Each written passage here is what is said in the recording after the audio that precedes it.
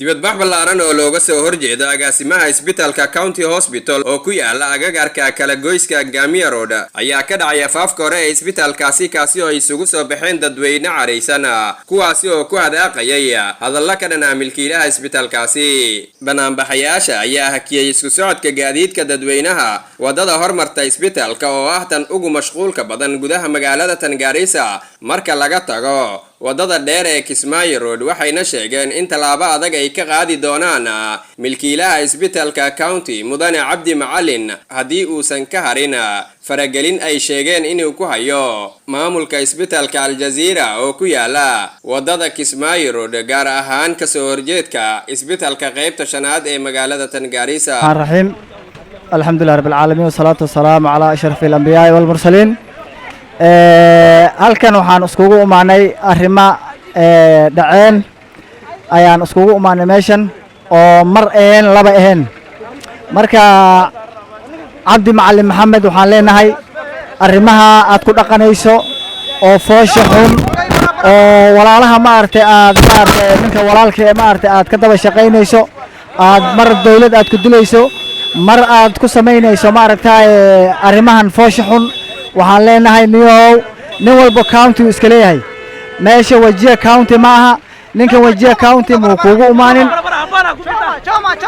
ninkan Wajir County muu kuugu imaanin marka waxaan leenahay meesha ku dhashay jooga Gaariso ku dhashay uu ku akhristay uu ku weynaaday marka insha Allah waxaad yeelaysaa arrimaha foosha xun oo aad wado haddii aad joojin wayso arrimaha iida ee gacmaha la gali ogaantay lahaw maantana waxaan u soo banaan baxnay inaan warning ku siino haddii arrinta iida aad si degdeg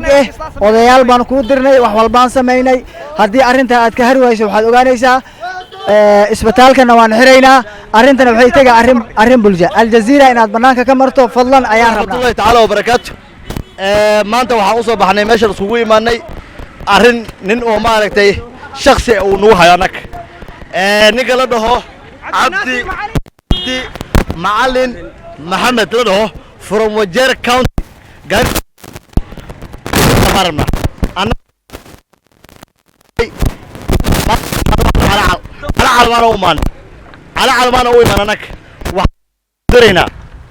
waxaan degnin u diraynaa Gaarisa County dadka ku nool Gaarisa waxaan degnin u diraynaa dadka ku jiro Gaarisa County Hospital oo Gaarisa ay ku yaalo waxaan degnin u diraynaa dadka bukaanka inay ka baxsadaan anytime from now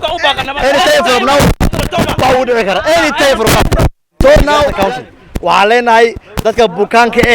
oo xanuunsan oo isbitaalka farmashaas ku jiro walaalayaal inay iskaga baxdin ninkan anaga ina calaamad barbarino maana u imaanin in badan aan soo barinay walaalo aan dhahnay wax